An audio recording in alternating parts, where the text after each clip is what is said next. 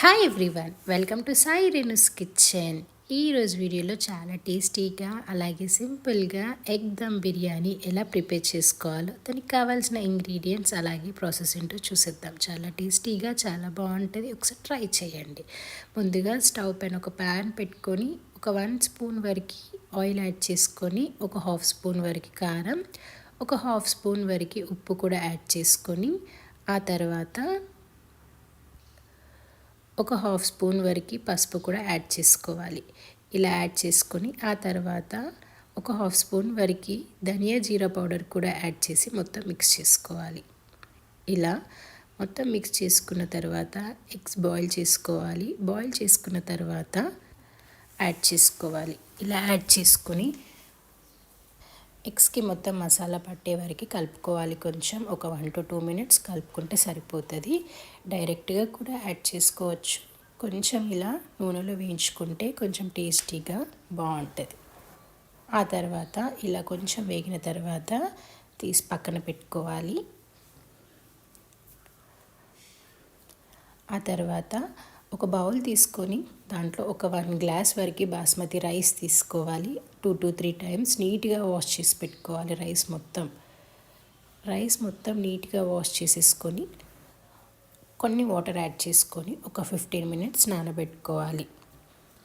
ఇలా రైస్ ఒక 15 minutes నానబెట్టుకున్న తర్వాత స్టవ్ పైన ప్యాన్ పెట్టుకొని ఒక 3 glasses వరకు వాటర్ యాడ్ చేసుకొని ఒక 1 స్పూన్ వరకు ఉప్పు, 1 స్పూన్ వరకు ఆయిల్ యాడ్ చేసుకొని హోల్ గరం మసాలా యాడ్ చేసుకోవాలి.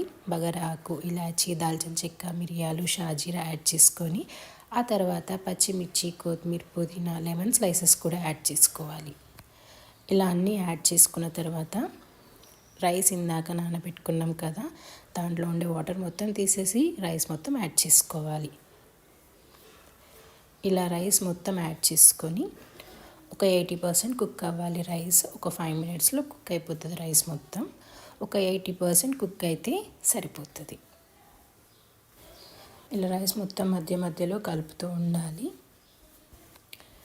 ఇలా మొత్తం మిక్స్ చేసుకొని ఆ తర్వాత రైస్ ఇలా తీసుకొని హ్యాండ్తో ప్రెస్ చేసుకొని చూసుకోవాలి. ఇలా కొంచెం మెత్తగా ఉన్నప్పుడు, 2 ముక్కలుగా అయినప్పుడు స్టవ్ ఆఫ్ చేసుకోవాలి. స్టవ్ ఆఫ్ చేసుకొని ఆ తర్వాత రైస్ అంతా ఒక జలిగిన్నెలో వడగట్టేసి పెట్టుకోవాలి. ఇలా రైస్ మొత్తం వడగట్టేసి పెట్టుకున్న తర్వాత క్లోజ్ చేసి పెట్టుకోవాలి. కొంచెం చల్లారిపోకుండా ఉంటుంది, అలాగే వేడివేడిగా ఉంటుంది కాబట్టి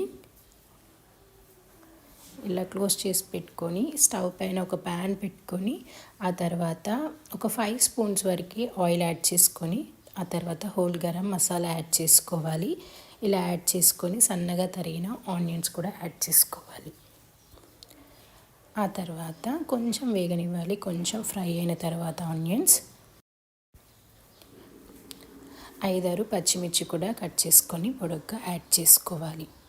ఇలా యాడ్ చేసుకొని ఆ తర్వాత మొత్తం మిక్స్ చేసుకొని పెట్టుకోవాలి. ఒక 1 స్పూన్ వరకు అల్లం వెల్లుల్లి పేస్ట్ కూడా యాడ్ చేసుకొని మొత్తం కలుపుకోవాలి. కొంచెం పచ్చివాసన పోయేంత వరకు కలుపుకోవాలి. ఆ తర్వాత ఇలా మొత్తం మిక్స్ చేసుకున్న తర్వాత ఒక 2 టమాటోస్ తీసుకొని మిక్సీ పట్టేసుకొని ఆ తర్వాత టమాటో ప్యూరీ కూడా యాడ్ చేసుకోవాలి. ఇలా యాడ్ చేసుకున్న తర్వాత మొత్తం మిక్స్ చేసుకొని ఒక 2 to 3 minutes కుక్ అవ్వనివ్వాలి. కొంచెం దగ్గరకు వచ్చేంత వరకు ఒక 2 to 3 minutes కుక్ చేసుకుంటే సరిపోతుంది.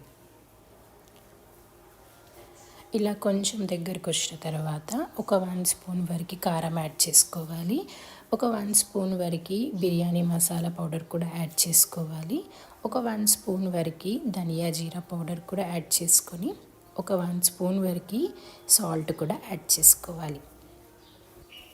ఇలా యాడ్ చేసుకున్న తర్వాత మొత్తం మిక్స్ చేసి పెట్టుకోవాలి. ఇలా మొత్తం మిక్స్ చేసి ఒక 2 minutes వరకు మళ్ళీ కుక్ అవ్వనివ్వాలి. ఇలా కుక్ అయిన తర్వాత నూనె పైకి తేలిన తర్వాత లో ఫ్లేమ్లో పెట్టుకొని ఒక 1 cup వరకు కర్డ్ యాడ్ చేసుకోవాలి. హై ఫ్లేమ్లో పెట్టుకొని యాడ్ చేయకూడదు, మొత్తం విరిగిపోతుంది కాబట్టి లో ఫ్లేమ్లో పెట్టుకొని ఒక 1 cup వరకు కర్డ్ యాడ్ చేసుకొని మొత్తం మిక్స్ చేసుకోవాలి.